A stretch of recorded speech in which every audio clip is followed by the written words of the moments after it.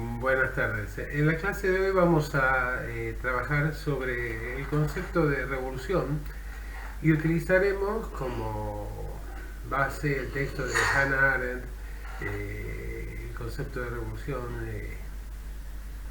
una reflexión en un libro que fue publicado de manera póstuma y que nos invita a repensar el significado, las características que tiene el término revolución a lo largo de la historia.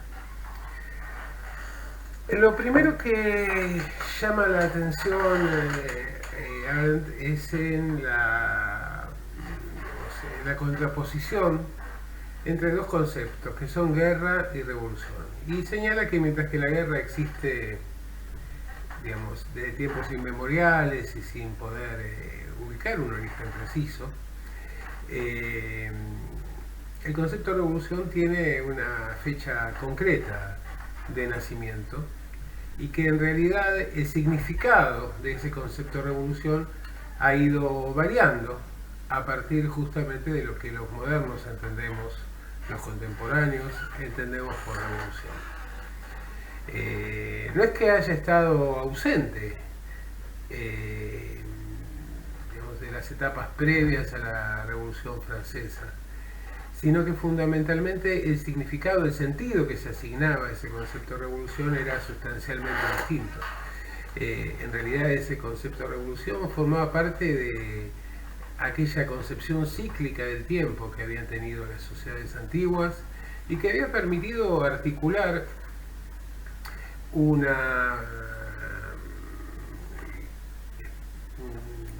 modelo de sucesión de formas de gobierno a partir de la formulación de Platón y luego la corrección que le da Aristóteles respecto de que existen gobiernos de uno, de pocos o de muchos, que a la vez hay formas buenas y malas que se van sucediendo de manera cronológica, reiterada, describiendo ciclos similares a los que la astronomía podía describir en lo referido a la mutación de los planetas. Por esta razón, de alguna forma, las sociedades tenían una visión tranquilizadora respecto de su futuro, en la medida en que quedaba claro que las formas de gobierno iban a tener, digamos, una sucesión lógica, que no eran permanentes y que había que estar subordinados a esos cambios.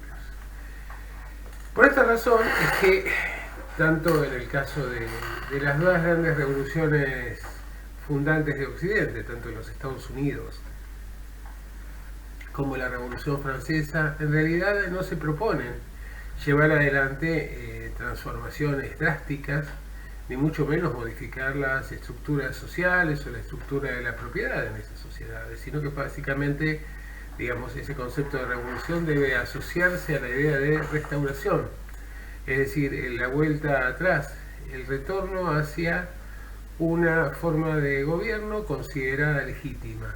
Aquí aparecen varias cuestiones a tener en cuenta. La primera es la asociación previa a estas revoluciones del concepto revolución al de restauración.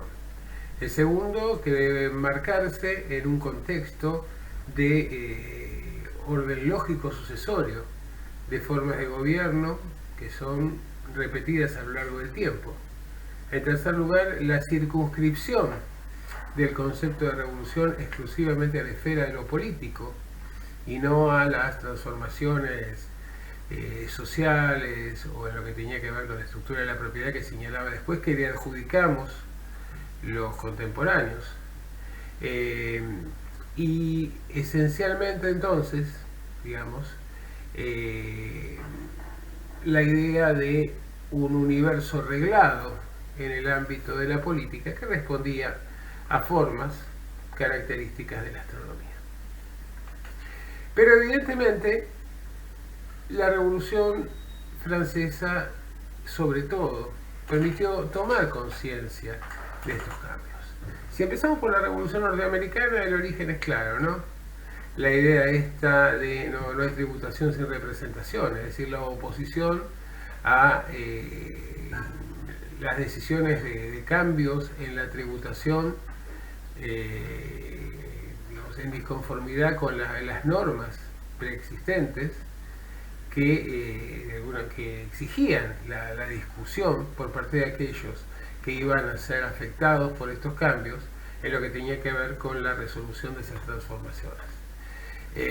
Por esta razón, entonces, cuando los norteamericanos llevan adelante el proceso revolucionario, lo que están intentando es retornar a las reglas de juego que consideraban como legítimas y que habían sido legadas por la tradición.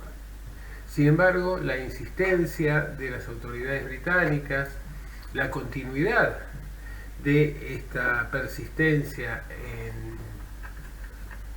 a través de la acción armada, terminó disparando ese proceso en un sentido totalmente distinto al sentido que originalmente le habían dado sus impulsores. Razón por la cual de los reclamos de protesta, el tirar el té al mar, a lo que fue la sanción de la independencia, existe un cambio que es difícil de describir incluso por los protagonistas, porque a diferencia de ese orden lógico, tranquilizador, que existía en la etapa anterior, en esta etapa lo que vamos a encontrar es el hecho de imprevisibilidad del futuro. Es decir, revoluciones que transforman drásticamente las estructuras mentales de la sociedad, que generalmente se producen a causa o que tienen como consecuencia transformaciones en la estructura de propiedad, en la estructura social.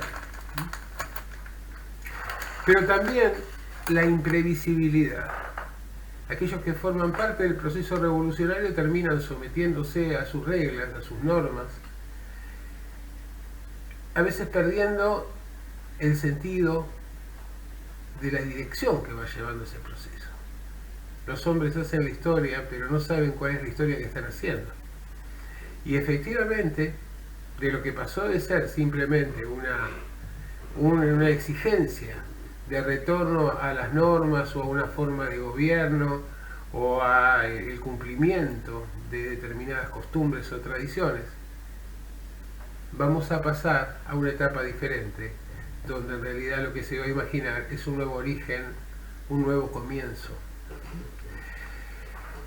Este nuevo origen, este nuevo comienzo, hace que quienes forman parte de esas sociedades tengan muy en claro que están experimentando un cambio inédito en la historia de la humanidad. Son conscientes de ese cambio, aunque no podrían definir claramente en qué consiste ese cambio, ni mucho menos por qué razón algunos años antes sostenían posiciones totalmente contrapuestas con las que terminaron sosteniendo, que los terminaron caracterizando, y en muchos casos, sobre todo en el caso de la Revolución Francesa, que terminó devorándose a sus propios hijos, a sus propios protagonistas, por qué razón se había dado esa transformación tan drástica. De alguna manera, cuando Arendt intenta analizar el pasado, advierte que, digamos, detrás del concepto de revolución aparecen dos conceptos claves, que son el de liberación y el de libertad. Y plantea efectivamente que de alguna manera las revoluciones deberían asociarse a ese concepto de libertad, de vigencia previa, plena del ejercicio de la libertad, pero que hay un paso previo, y ese paso previo es el de la liberación, de todo ese proceso que pasa del sacudimiento de las formas anteriores a los nuevos cánones que se van a imponer en el transcurso de esa transformación. El problema es que no siempre la liberación se asocia con la búsqueda de la libertad, y ni siquiera que, si bien en algunas ocasiones se argumenta el hecho de que la libertad es el fin último de la revolución, muchas veces están regidas por otras cuestiones, y la necesidad, la imposición histórica, el propio decurso de los hechos históricos que escapan a la percepción de sus contemporáneos, hace que la revolución termine convirtiéndose en un fenómeno difícil de explicar para sus actores protagonistas, y tal vez más sencillo para entender para aquellos que son espectadores de ese cambio. Antes de la Revolución Francesa o de la Revolución Americana encontrábamos que el pasado era de alguna manera la referencia para impulsar cambios. En general se trataban de revueltas, se trataba de rebeliones, o incluso esas revoluciones entendidas por asociación con la Restauración, pero que en realidad la historia les servía como modelo para entender a dónde llegar, qué orden tratar de restablecer, qué experiencias del pasado debían ser tenidas en cuenta. Con la Revolución Francesa, con la Revolución Norteamericana, vamos a ver que el proceso es diferente, porque en realidad, si bien en algunos momentos se argumentan, y sobre todo en el caso francés, ciertas referencias a la antigüedad clásica, en la práctica se construye un orden que no tiene nada que ver con eso. Lo que instala la revolución es la indefinición respecto del futuro, es la desesperación respecto de lo que vendrá. La revolución lo que marca es una especie de torrente, tal como lo definen sus autores, de vendaval, de cambio que arrasa con todo, que arrasa incluso con las voluntades, que arrasa con las decisiones de sus protagonistas, que deben optar entre subirse al curso revolucionario o quedar fuera de él y poner en riesgo su vida. E incluso subiéndose a ese discurso revolucionario, tampoco tienen la garantía de sobrevivir, como ocurre en la mayor parte de los casos de los protagonistas franceses. Evidentemente, para que haya una revolución, es necesario que se den algunas condiciones previas, que tienen que ver con cambios que se venían dando en la estructura socioeconómica de la sociedad, pero a veces no eran fácilmente perceptibles para sus contemporáneos. La revolución termina siendo el emergente de esos procesos de transformación. Aquí hay un dato interesante porque en realidad Arendt plantea que la lucha por la libertad, digamos, puede reconocerse en Occidente desde los tiempos griegos. El problema es que los griegos juzgaban que las desigualdades entre los seres humanos eran naturales y que solo el ámbito de la polis podía de alguna manera establecer condiciones de igualdad al momento de ejercer una participación activa en el diseño de las políticas de cada una de ellas.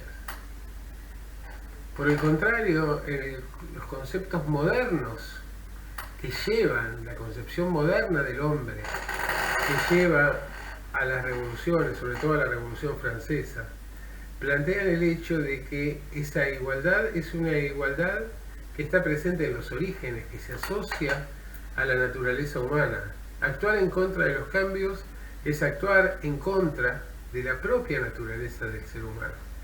Y por esta razón resulta indispensable aplicar una concepción secularizada, una concepción laica a la revolución, porque en realidad para aquellos que sostenían que las revoluciones occidentales tenían una matriz cristiana, esa matriz cristiana en realidad remitía a la vida comunitaria en los tiempos de Jesucristo, pero no al diseño jerárquico que plantea la Iglesia Católica. Ese diseño jerárquico es enemigo, es adversario de la igualdad. Por esta razón era necesario secularizar primero la esfera de la política. Esta secularización de la esfera de la política empieza con Maquiavelo, aunque Maquiavelo no piensa en términos de revolución contemporánea, sino que en realidad él aspira a recuperar las virtudes de la República Romana clásica. Y básicamente nos habla más bien de revueltas y de rebeliones, pero no de transformaciones estructurales de la sociedad. ¿Cuál es el cambio que se produce? El cambio drástico, que los norteamericanos en realidad tal vez experimentan de un modo mucho más suave, porque en realidad la vigencia de la participación, como bien plantea Tocqueville, a nivel de los municipios, de la vida de los condados y demás, ya se había instalado en los tiempos previos a la Revolución Norteamericana. La Revolución Norteamericana trajo fundamentalmente, además de la independencia, la instalación de un sistema de división de poderes. Esto era porque ese cambio, esa transformación se daba antes. Y la consecuencia de la revolución va a ser que es una revolución que no se devora a sus hijos, sino que sus principales líderes van a llegar a la presidencia y no van a terminar arrastrados por ese torrente. Por el contrario, en el caso francés, vamos a ver lo inverso, ¿no? El hecho de que efectivamente, digamos, la imposición de un nuevo orden en términos de la concepción del hombre va a necesitar un desarrollo histórico que extienda esa concepción al ámbito de lo público político. Por eso él plantea muy claramente que va a ser la noche de la toma de la Bastilla, cuando el rey Luis XVI le pregunta si hay una revuelta a uno de sus colaboradores, y el colaborador le dice no, hay una revolución. Todavía utiliza un término, un concepto de revolución, quizá en un sentido antiguo, pero en realidad está describiendo algo que es muy significativo. El espacio público que pertenecía a unas minorías es un espacio público que va a ser inundado por el pueblo. El pueblo se impone la matriz secular, exige tomar parte en las determinaciones. Al tomar la Bastilla se arma, le quita el monopolio de la coacción real al gobierno, pero también exige imponer un nuevo sistema de toma de decisiones. Este empoderamiento del pueblo, esta conciencia de ese empoderamiento, lleva a construir un orden inédito. La historia que había sido magistehuita para los romanos y para todos los que siguieron, de alguna manera va perdiendo su sentido, porque el orden que se va construyendo no surge de un plan prefijado por sus protagonistas, sino que surge de una especie de destino, de fuerzas que operan por encima y más allá de las voluntades individuales, que transforman los pensamientos, que dirigen los recursos de acción y sobre todo que no saben hacia dónde llevan. ¿Qué es lo que inunda? ¿Cuál es el espíritu revolucionario? ¿En qué se define? Bueno, no se define ni en la división de poderes, ni en la construcción de una república. Se define en la transformación, en la mutación profunda, en la promesa de un orden en el que van a ser posibles las libertades, en un orden que va a ser más justo, en un orden que está asociado a esa idea de liberación.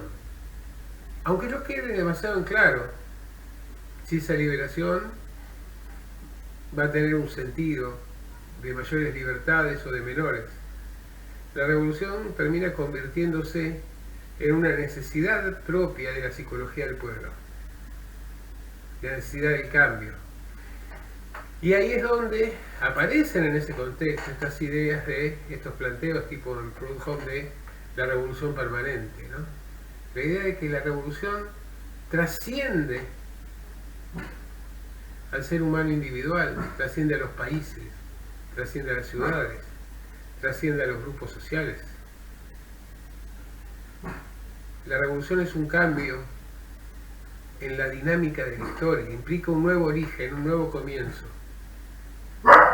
El cristianismo intentó generar un nuevo comienzo con el nacimiento de Jesucristo, por ejemplo, pero no un cambio en lo que eran las estructuras de rotación de la organización de la sociedad ni las estructuras sociales. Y esto no porque no haya estado presente en el espíritu primitivo de esos cristianos, sino por la institucionalización que le dio una iglesia articulada desde el poder.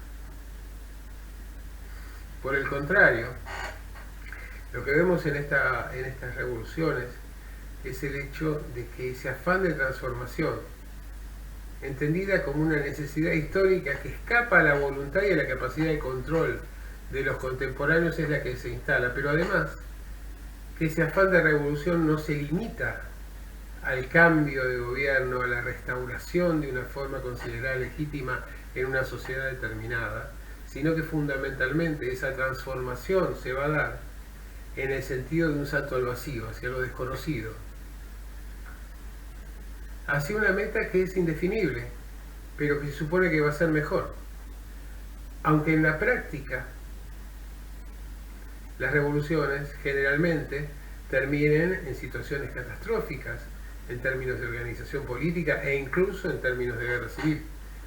Por esta razón, la Revolución Norteamericana, que fue exitosa, no es modelo para sus contemporáneos.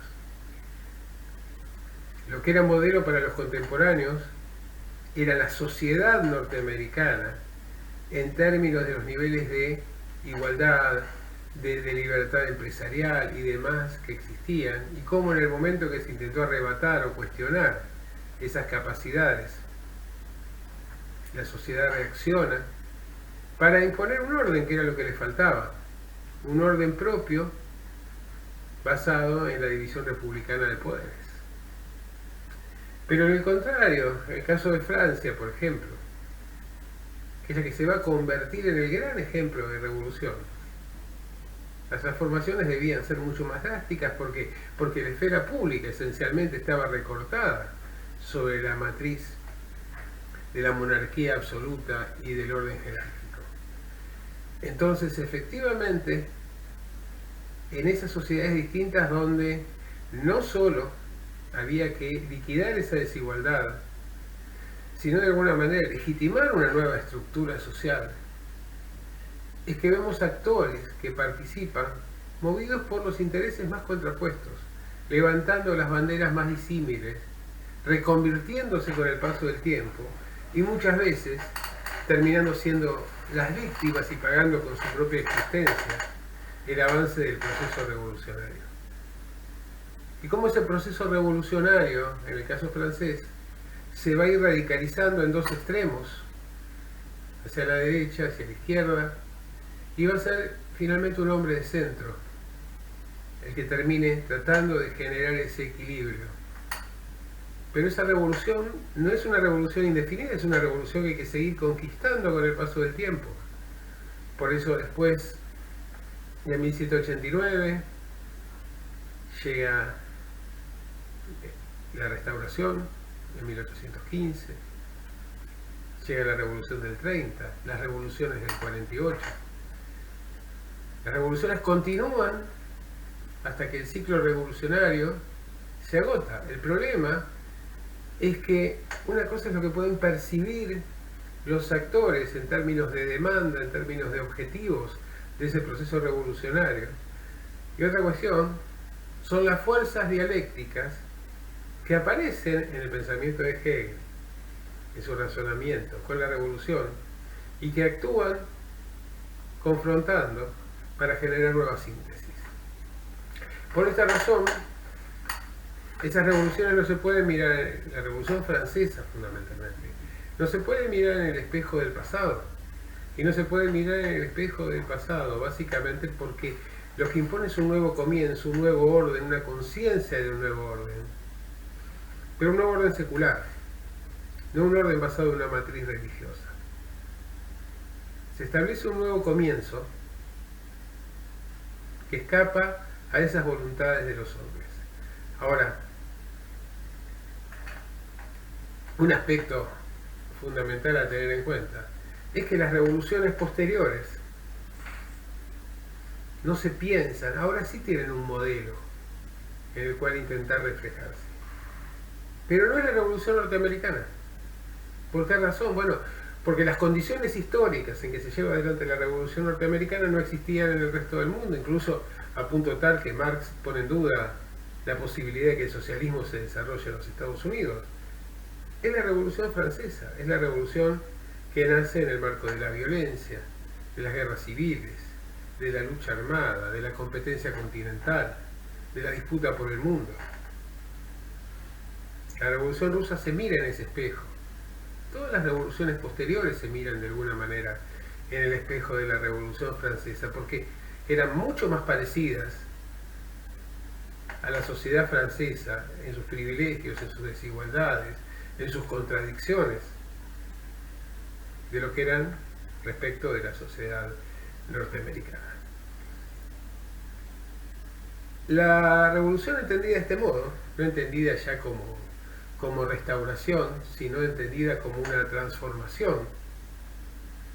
Una transformación que primero generalmente va teniendo sus cambios en el ámbito económico-social y luego se traduce con retraso al ámbito de lo político, que imagino que se imagina como nuevo punto de partida de un orden internacional, de un orden mundial, sustancialmente diferente a lo precedente, donde entran a jugar elementos que no estaban presentes en aquellas revoluciones restauradoras del pasado, como por ejemplo el concepto de igualdad. Esta idea de que la igualdad debe ser natural, debe ser consustancial a la naturaleza humana.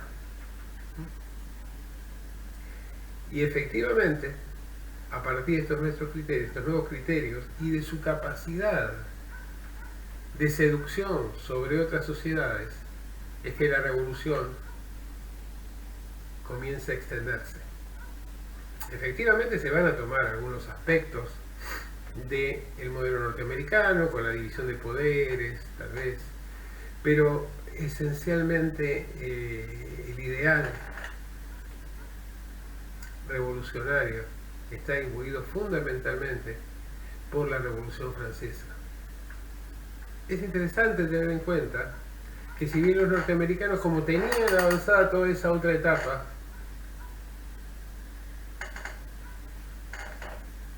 dentro por lo menos de los argumentos blancos de su población, claro está, ¿no? Apuntan fundamentalmente a la necesidad de redactar una constitución y generar un orden basado en la división de poderes y en el equilibrio que se establezca entre ellos. Pero las otras revoluciones que emergen siguiendo al modelo de la Revolución Francesa no se preocupan por el orden. El antagonismo no es entre monarquía y república, sino que fundamentalmente aluden a la libertad, aluden a la liberación, aluden a la necesidad histórica. Plantean fundamentalmente la importancia de instalar la voluntad general, de instalar fundamentalmente el ideal de nación, entendido como comunidad de iguales.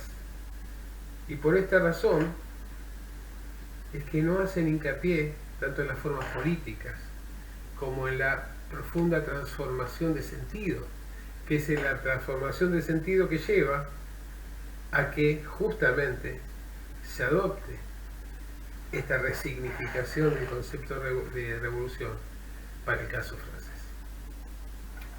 Bueno, de este modo concluimos con nuestra clase de hoy y nos reencontraremos la semana próxima.